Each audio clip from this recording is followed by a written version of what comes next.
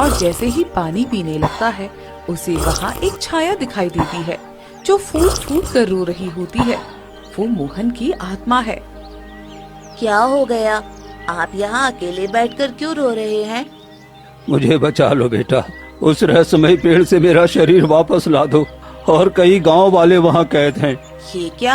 आप तो यहाँ बैठे हो, फिर आपका शरीर उस पेड़ में कैसे हो सकता है?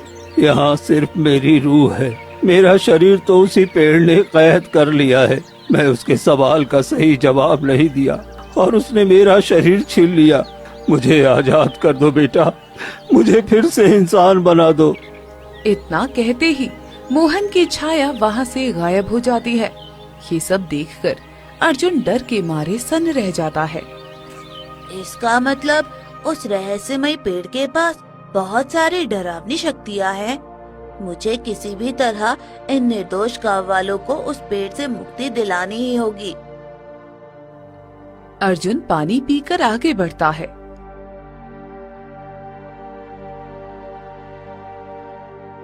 कुछ घंटों के सफर के बाद वो उसी रहस्यमयी पेड़ के पास पहुंच जाता है।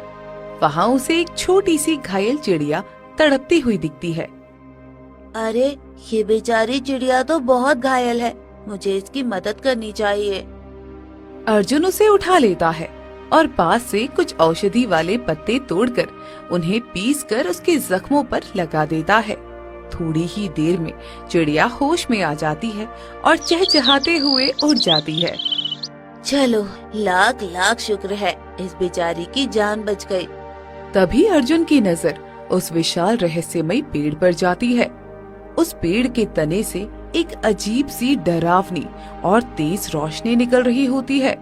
अर्जुन घने जंगल के बीच उस विशाल और चमकते हुए रहस्यमयी पेड़ के सामने खड़ा हो जाता है। पेड़ से एक अजीब सी रोशनी निकल रही थी।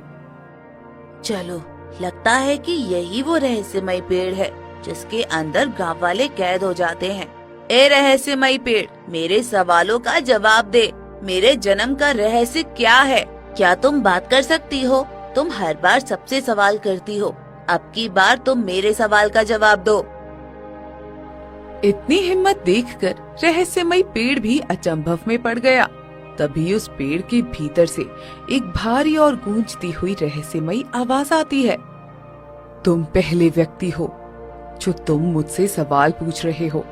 मैं एक रहस्यमयी पेड़ हूँ, लेकिन तुम यहाँ क्यों आए हो? चले जाओ यहाँ से।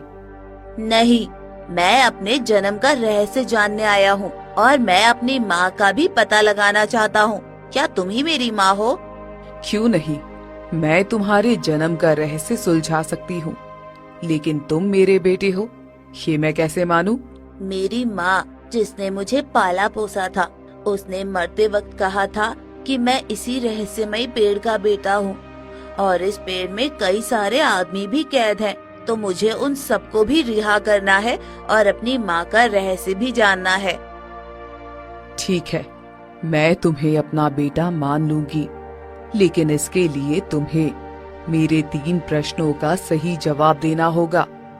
अगर तुम मेरे 3 प्रश्नों का सही जवाब दोगे तो मैं मान लूंगी कि तुम मेरे बेटे हो और तुम्हें ढेर सारे सोने, चांदी, हीरा और जवाहरात मिलेंगे। और अगर मैं सही जवाब नहीं दे पाया तो? अगर तुम सही जवाब नहीं दे पाओगे तो तुम हमेशा के लिए इसी पेड़ में समा जाओगे। क्या तुम इसके लिए तैयार हो? अर्जुन कुछ पल के लिए सोच में पड़ गया। उसे समझ ही नहीं आ रहा था कि वो क्या करे, लेकिन उसे अपने जन्म का रहस्य जानना था और गांव वालों को आजाद भी करवाना था। वो हिम्मत करके शर्त मान लेता है। ठीक है, तो मैं तीनों सवालों का सही जवाब देने के लिए तैयार हूँ। ठीक है अर्जुन, अगर तुम खुद को मेरा पुत्र मानते हो तो अपनी बुद्धि का परिचय दो। मेरा पहला सवाल सुनो। वो कौन सी चीज है जो आंखों से दिखाई नहीं देती, पर जब वो टूटती है तो उसकी आवाज पूरी दुनिया सुनती है? उसे जोड़ने के लिए कोई गोंद या कोई कील काम नहीं आती। अर्जुन कुछ पल सोचकर बोला, इसका जवाब बहुत सरल है। वो चीज है विश्वास। जब किसी का विश्वास टूटता है तो उसकी गूंज दिल की गहराइयों तक जाती है। उसे केवल प्रेम और सच्चाई से ही वापस जीता जा सकता है, किसी बाहरी चीज से नहीं। बहुत खूब। अब मेरा दूसरा और भावनात्मक सवाल सुनो।